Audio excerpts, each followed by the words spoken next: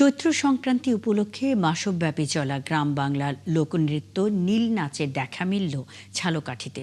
নীল পূজা উদযাপনে বাহারি পোশাক আর নেচে গেয়ে শিব গৌরীর পালা গাওয়ার এই সংস্কৃতি পৃষ্ঠপোষকতার অভাবে এখন বিলুপ্ত প্রায়। এরপরও এর ধারাবাহিকতা ধরে রেখেছেন একদল ভক্ত। এই সংস্কৃতি ধরে রাখতে অনেক কাঠখড় পোড়াতে হচ্ছে বলে জানান তারা। তরুণ সরকারি তথ্য ছবিতে প্রতিবেদন।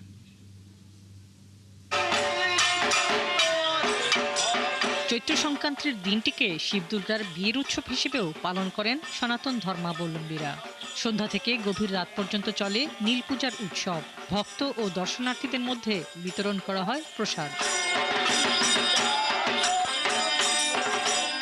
উৎসবের ব্যয় বহনের জন্য মাস জুড়ে বাড়ি বাড়ি গিয়ে চাল ডাল ও অর্থ সংগ্রহ করা হয়। শিয়া বাটার ও ভিটামিনে সমৃদ্ধ লিলি বিউটি সোপ, তারুণ্যময় উজ্জ্বল ত্বকের জন্য।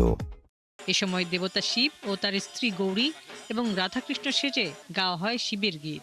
এটা তো হলে আমাদের একটা নীল পূজা, নীল নিয়া রাধাকৃষ্ণ শিব গৌরী নিয়া আমরা বাড়িতে বাড়িতে যাই এবং আমরা গান বাজনা করি। ভক্তের মঙ্গলের জন্য আমরা ধূপ পুড়ি। আমরা ভক্তের দ্বারে আসি, আসার পরে কিছু আমাদের চাউল ডাল দিয়ে তার পূজা।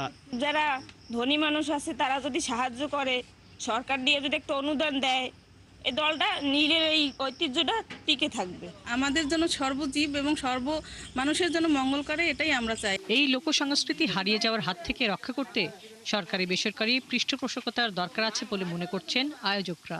মহাজন ব্যক্তি যারা আছে ঝালকাঠিতে, এই হিন্দুদের ভিতরে, তারাও তেমন একটা মোটা অঙ্কের কোনো অনুদান দেয় না।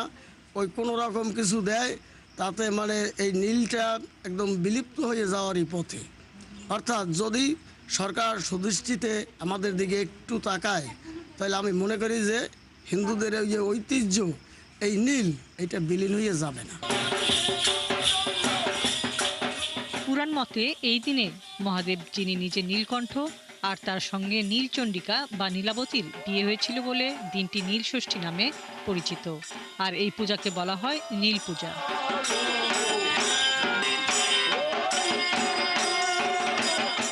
হাসিবা আলী বর্ণা, ৭১।